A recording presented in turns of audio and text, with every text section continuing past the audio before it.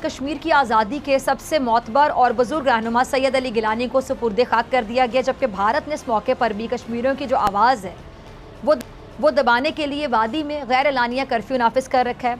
अच्छा नाज़रीन, काबिज भारतीय फ़ौज की जानिब से सैयद अली गिलानी के घर में घुसने के मनाजिर भी सामने आ गए और देखा जा सकता है कि किस तरह से बुज़दिल काबिज भारतीय फ़ौज ने सैयद अली गिलानी के अहले खाना पर तशद्दुद किया और उन्हें एक कमरे में बंद कर दिया। और भारतीय मीडिया ने यह दावा किया कि भारतीय फोर्सेस की सख्त सिक्योरिटी में हुर्रियत पसंद रहनुमा सैयद अली गिलानी की हैदरपुरा कब्रिस्तान में सुबह 4:30 बजे तदफीन कर दी गई है। नमाज जनाजा और तदफीन में चंद करीबी अफराद को शिरकत की इजाज़त दी गई और ताकत का बेजा और बेइंतहा और अंधा इस्तेमाल शुरू कर दिया जाता है, तो उसके बाद फिर उनके पास तो रह किया जाता है। अब इसके अलावा भारत और कर क्या सकता है?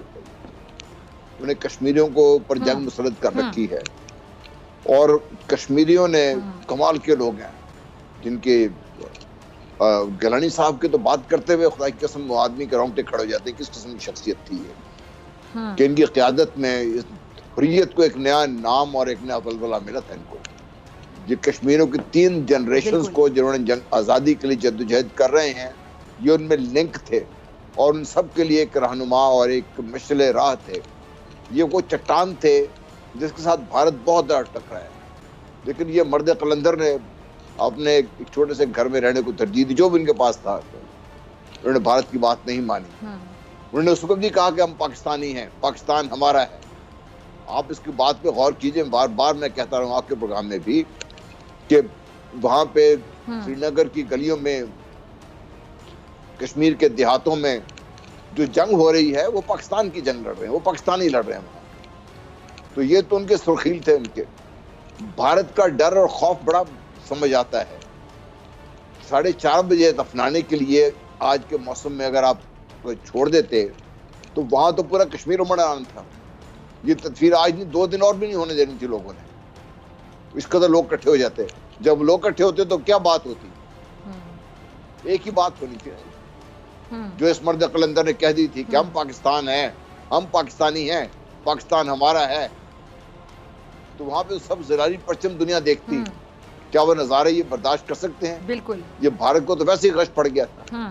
आप इस शख्स की अजमत को देखिए, अल्लाह ताला इनकी दर्जात बुलंद फरमाए। मैं तो समझता हूँ कि शहीद है जिन्होंने अपनी पूरी जिंदगी एक मकसद के लिए वक्फ कर दी, पूरी जिंदगी अपने मकसद से पीछे नहीं हटा। हमारे लोगों ने किसी स्टेज पे उनको कोशिश की बगलाने की, हमारे उन्होंने बात नहीं मानी। वो अपनी तरह की जगह पे चट्टान की तरह खड़े रहे। और आज वक्त देखिए वो एक मैयत पड़ी है, एक बूढ़ा ज़ईफ शख्स है जो अल्लाह ताला को प्यारा हो गया है।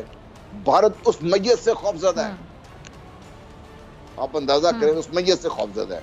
वो मैयत जो रिप्रेजेंट कर रही थी, सिंबलाइज कर रही थी, मैयत से खौफज़दा है, जो सिंबल कर रही थी भारत। अच्छा जनरल साहब, ये जो भारतीय सरकार है इनकी बुज़दिली का आप आलम देखें कि इतने बुज़दिल हैं कि कहते हैं कि जी इन्होंने इनके लवाहिकीन को धमकी दी कि 30 मिनट के अंदर अंदर तदफीन कर दी जाए सैयद अली गिलानी साहब की, वरना उनको श्रीनगर से दूर किसी मुकाम पर जाकर दफना दिया जाएगा।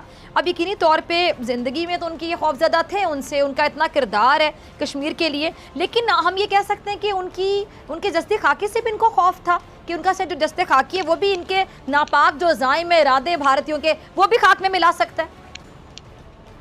जी, अगर आज जनाजा हो जाता और ये भारतीय फौज इस बुज़दिली का मुजाहरा ना करती, कि भारतीय फौज को तो मैं क्या कहूँ, पूरा भारत इस बुज़दिली का मुजाहरा ना करता, तो आज दुनिया देखती कि वहां पे पाकिस्तान बना होता। उस वक्त वहां उनका जनाजा होता, लोग पाकिस्तान का परचम लेके वहां पे खड़े होते, पाकिस्तान जिंदाबाद के नारे लग रहे होते, भारत और मोदी के खिलाफ नारे लग रहे होते। दुनिया क्या देखती है? जब दुनिया ये देखती, मैं तो ये कह रहा हूँ, कल जब मैं ट्वीट किया ना कि जितना वो जिंदगी में मजबूत और चट्टान थी जिससे भारत उनसे खौफज़दा था, उनको पीछे नहीं हटा सका। उस शख्स ने अपने इस दुनिया से अपने आखिरी दुनिया तक का जो सफर है, इस सफर में भारत को तोड़ के रख दिया उस शख्स ने। ठीक है। अच्छा, तालिबान तर्जुमान जो हैं सोहेल शाहीन साहब, उन्होंने एक इंटरव्यू में कहा जनरल साहब कि जी मुसलमान होने के नाते हमारा ये हक है कि कश्मीर या भारत या किसी भी मुल्क के मुसलमानों के लिए हम आवाज़ उठाएं। अब इस बयान से तो जनरल साहब भारत को और आग लग गई होगी। जी, भारत हम तारीख भूल जाते हैं, भारत तारीख नहीं भूला। हिंदू कुश जी याद कीजिए, आप याद कीजिए कि तारतारी आए थे, कहां से आए थे, जिन्होंने कश्मीर पर हुकूमत की थी। आप याद कीजिए, कश्मीर था, भारत का वजूद नहीं था।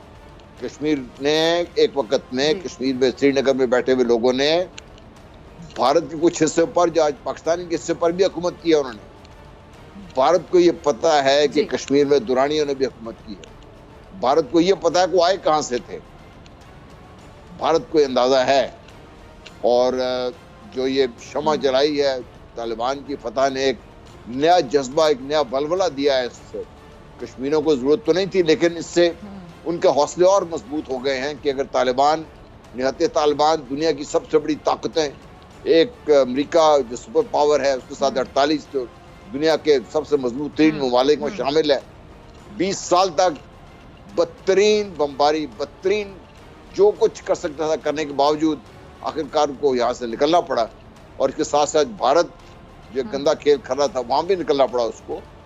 तो अब कश्मीरियों के लिए या भारत में पनपने वाली और जो तहरीकें हैं, उन सबको एक नया बलबला मिलेगा इससे, और भारत का जो टूटने का अमल है, मेरा ख्याल है और भी तेज हो जाएगा। में इस खित्ते में एक बहुत बड़ी तब्दीली है। तब्दीली ये नहीं कि तालिबान ने फतह, तब्दीली ये है एक नजरिया ने वहां पर मटीरियलिज्म पे फतह पाई है वहां पे। और नजरिया क्या है, बहुत बड़ी तब्दीली, तालिबान क्या कर, हाँ, और सुपर पावर को शिकस्त दी जनरल साहब। वही मैं कह रहा हूँ ना कि सुपर पावर के साथ 48 और भी मुल्क तो शामिल थे, बरतानिया, फ्रांस, जो कहने साथ शामिल थे लोग। बिल्कुल, सबने कोशिश कर देखी ना, बिल्कुल सबने कोशिश कर देखी। $2 ट्रिलियन खर्च कर दिए 20 साल में, $300 मिलियन डेली के हिसाब से खर्च किया अमेरिका ने वहां पे, अपने बंदे मरवाए, 2.5 लाख अखवान शहीद किए उन्होंने, 86,000 इस सारे में पाकिस्तानी शहीद हुए। इसमें खित्ते को उन्होंने ताराज मुकाबले में तालिबान की तादाद कितनी कम थी, ये लोग सोच भी नहीं सकते थे कि तालिबान को इतनी कामयाबी मिलेगी। जी, ये तो दुनिया में कोई शख्स सोचने को तैयार नहीं। जय हिंद दोस्तों, खास भारत में आपका स्वागत है। जैसा कि आपने अभी देखा कि पाकिस्तानी मीडिया किस तरह से रो रही है, आपको बता दूं कि जो सैयद अली गिलानी थे वो कश्मीर के अलगाववादी नेता थे, जो कि हमेशा भारत के खिलाफ जहर उगलने के लिए फेमस थे और पॉपुलर भी थे, और हमेशा कश्मीर में आतंकवादियों का समर्थन करने में भी पॉपुलर थे, और हमेशा इनका समर्थन पाकिस्तान को मिला रहा। अब जानते ही हैं कि जो अलगाववादी नेता हैं उनका समर्थन पाकिस्तान की तरफ से हमेशा रहता है। पाकिस्तान हमेशा अलगाववादी नेता को अपना समर्थन देता रहता है।